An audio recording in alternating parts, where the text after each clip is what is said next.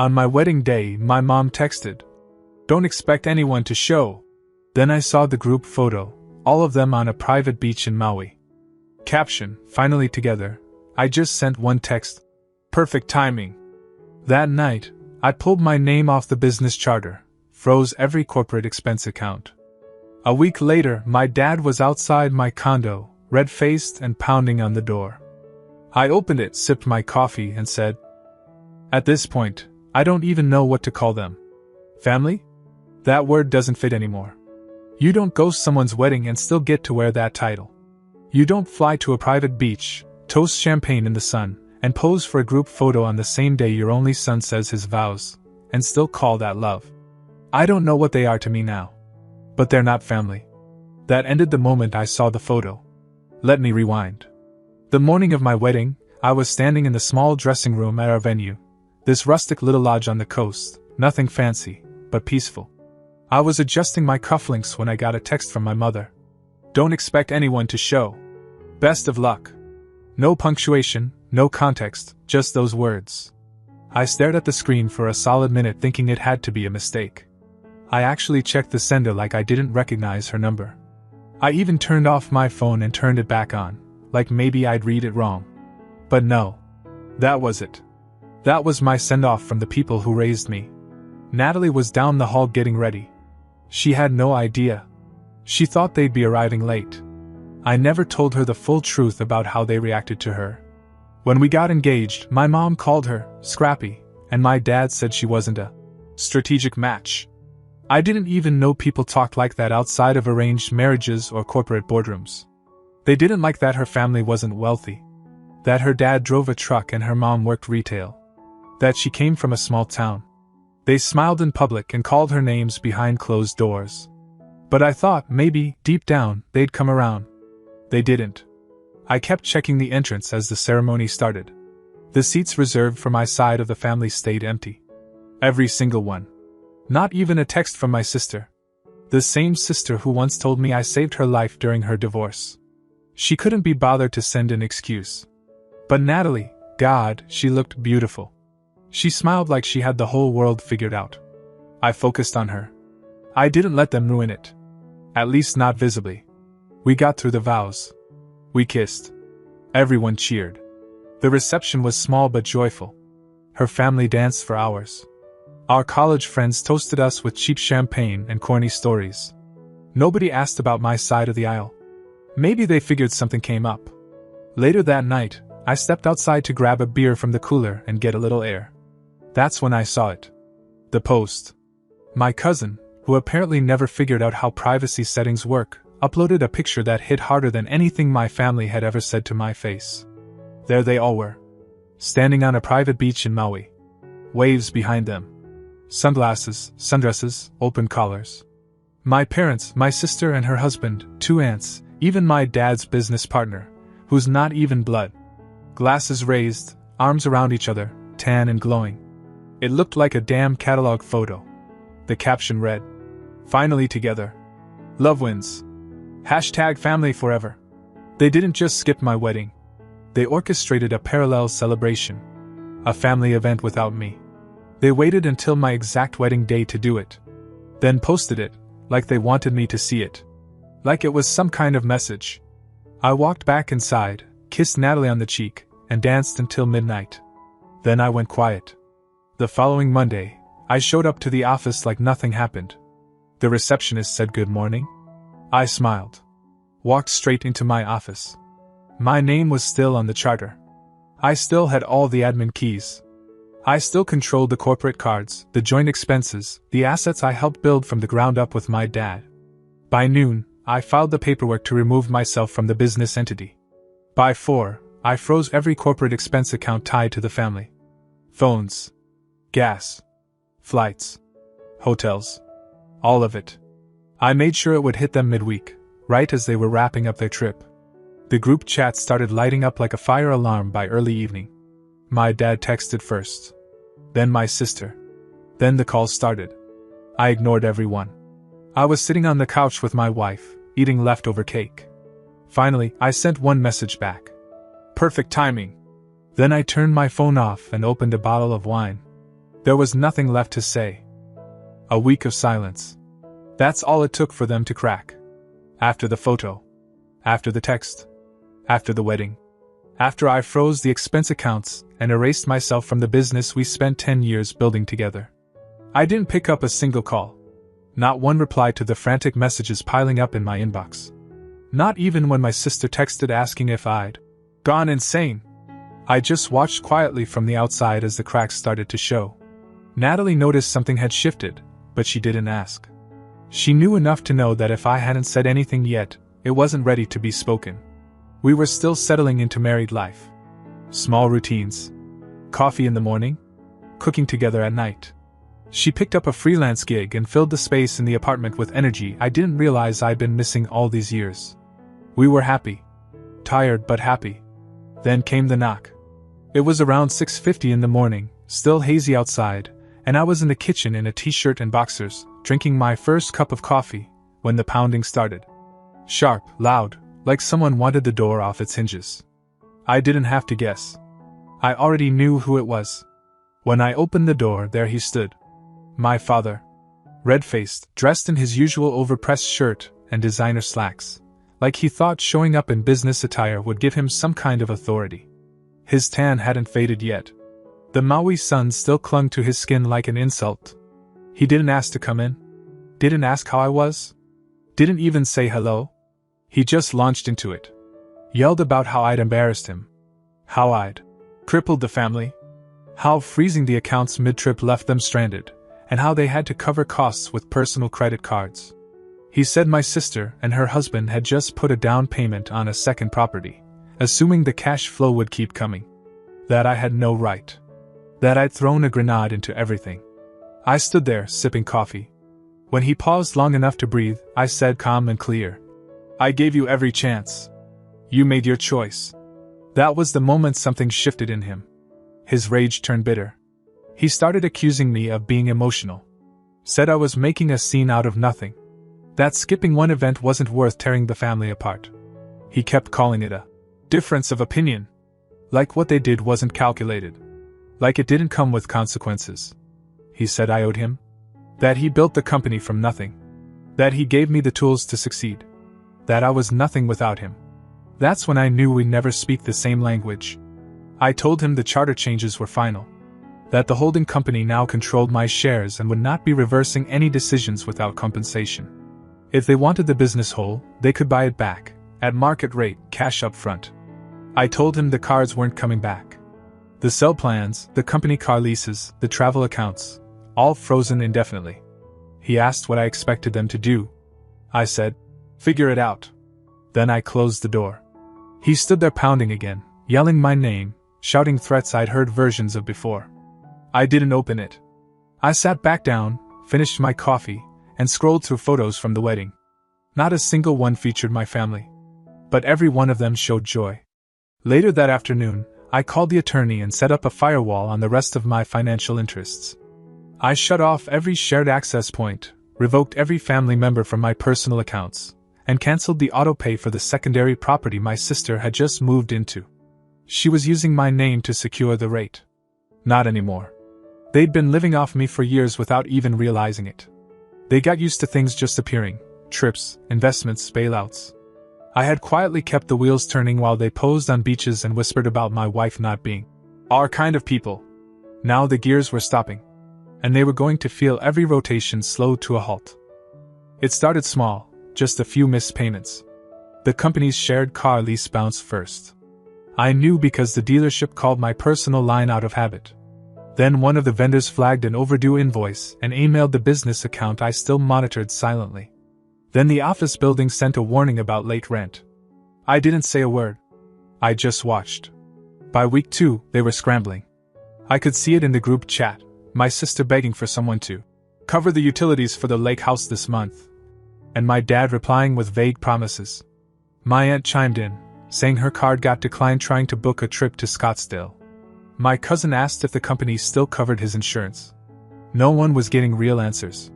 And they still hadn't said the one thing I was waiting to hear. Not a single apology. Instead, they acted like something happened to them. Like I'd vanished without cause. Like I hadn't spent a decade quietly managing the financial strings they all took for granted. I was the one who set up the tax shields, the real estate trusts, the expense pipelines. They never understood how any of it worked. They didn't care to. They just used the cards, signed the forms I gave them, and assumed it was endless. Then the mortgage issue hit. My sister and her husband had bought a new property in a suburban development. Big place, shiny lawn, probably 3 bathrooms. I'd co-signed quietly a year ago, back when we still talked. She never asked directly, she just cried about not getting approved and I filled in the gap. It felt like the right thing to do at the time. Now, with the accounts locked and her income suddenly under review, the bank flagged the arrangement. The terms fell apart.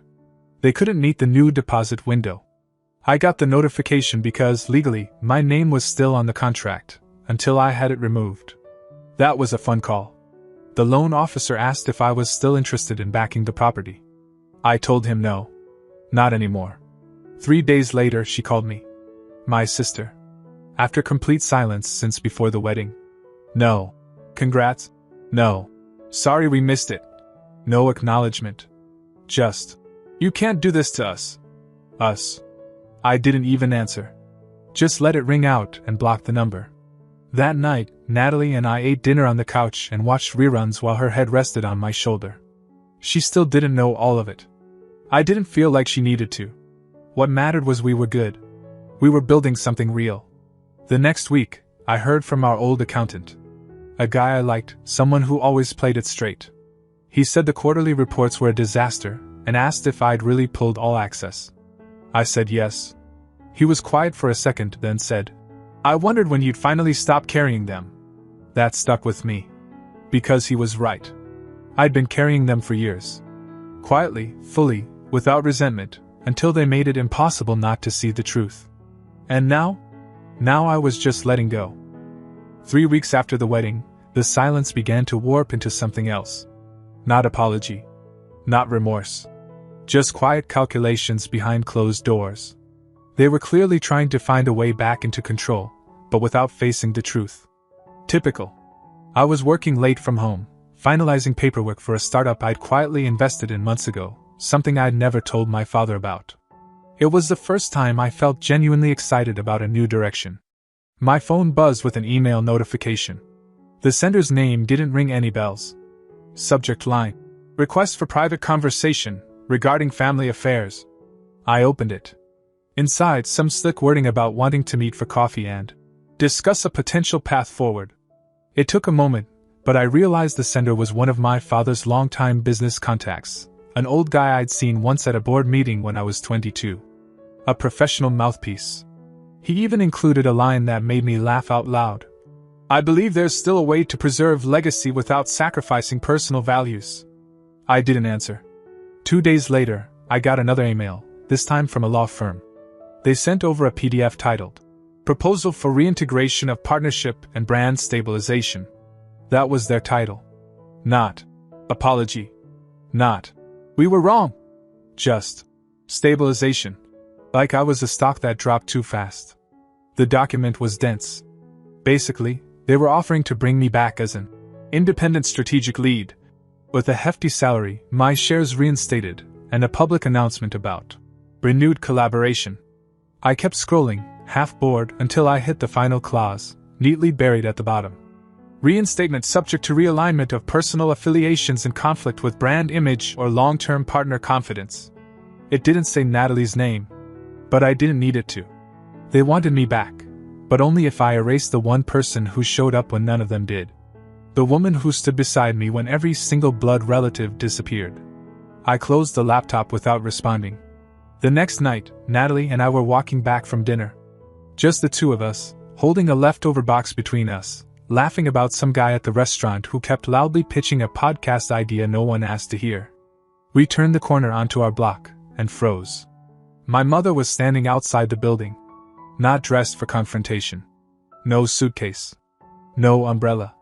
Just standing there like she'd been waiting for hours. Her hair was done. Her makeup was carefully subtle, like she wanted to look unpolished but not by accident. I hadn't seen her in person in almost a year. She didn't say hello. Just looked at me, then at Natalie, then back at me again. I came alone, she said. Your father doesn't know I'm here. I didn't respond.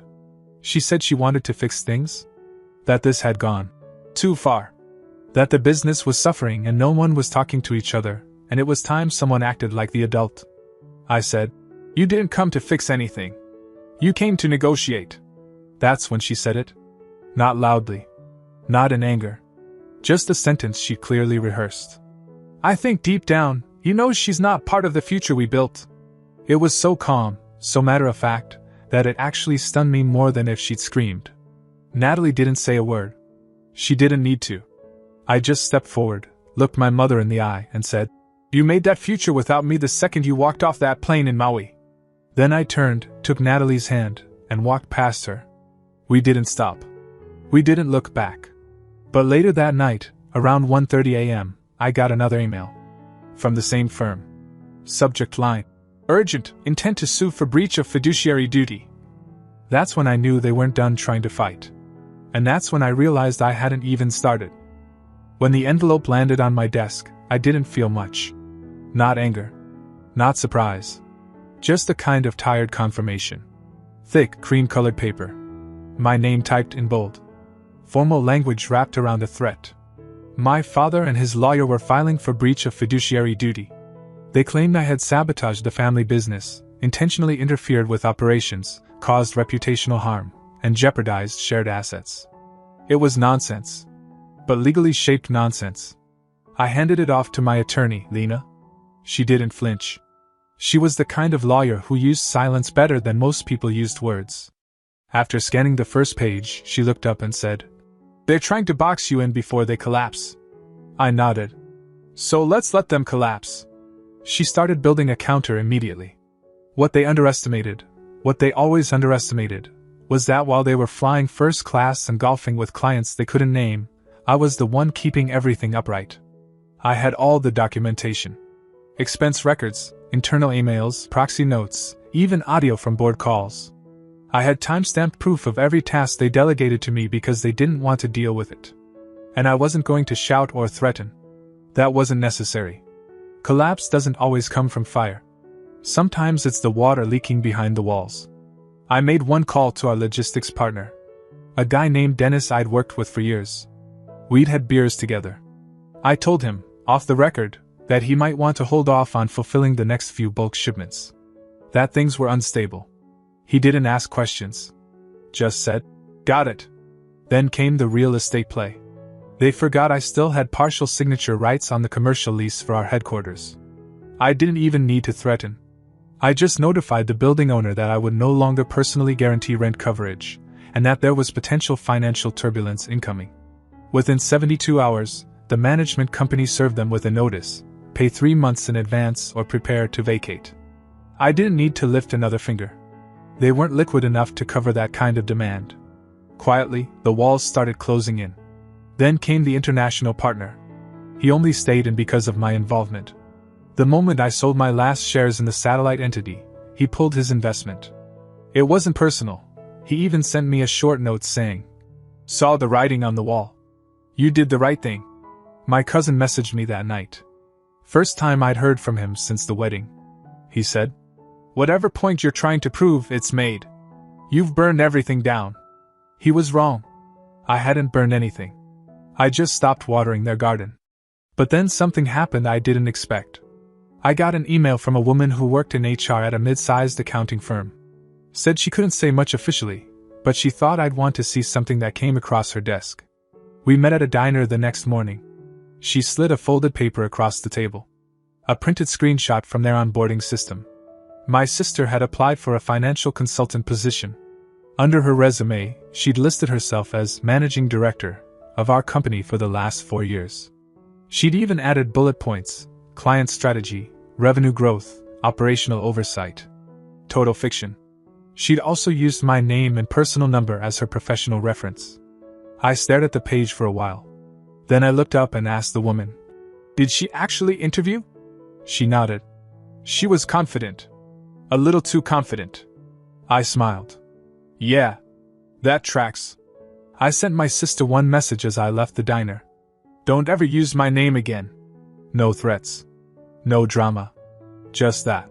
She didn't reply. But within an hour, her LinkedIn profile vanished. Her account went private.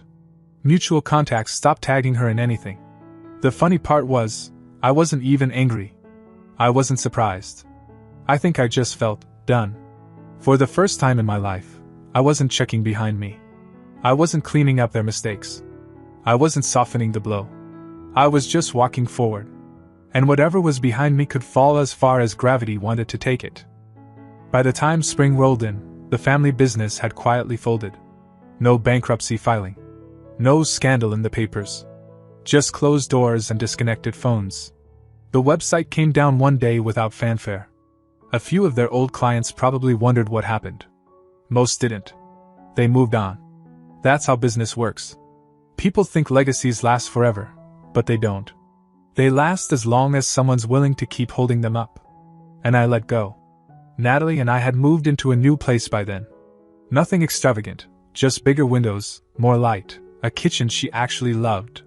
She started taking on more creative work, and I found myself spending less time in old spreadsheets and more time doing things I never used to make room for. Dinners with friends. Long walks. Silence. The lawsuit never went anywhere.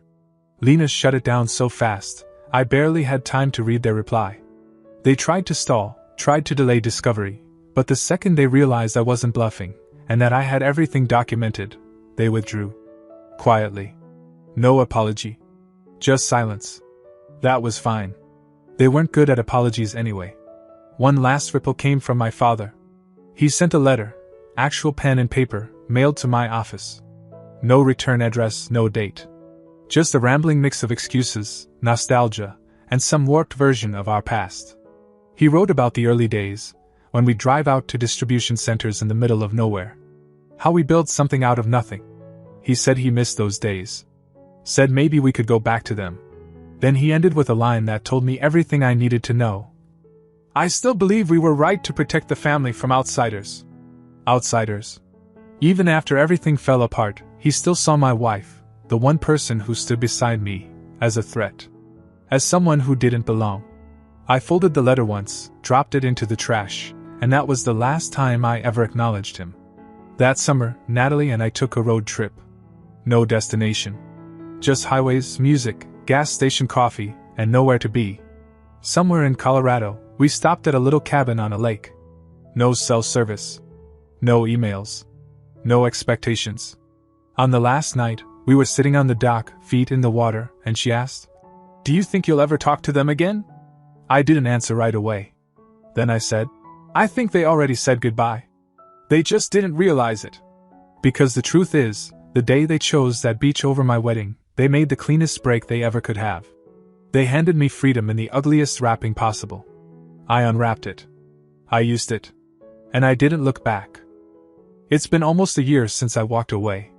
No contact. No updates. No drama. Just distance. For a while, I thought that would be the end of it. A clean break. Me, Natalie, a quiet life built from the ashes of whatever that family used to be. I didn't realize something was still out there, something quietly circling back. It started with an email. Not from any of them. It was from a man named Jeremy Heller. I didn't recognize the name at first, but when I opened the message, everything stopped. Jeremy was an associate at a firm in Boston handling a private trust connected to my grandfather's estate.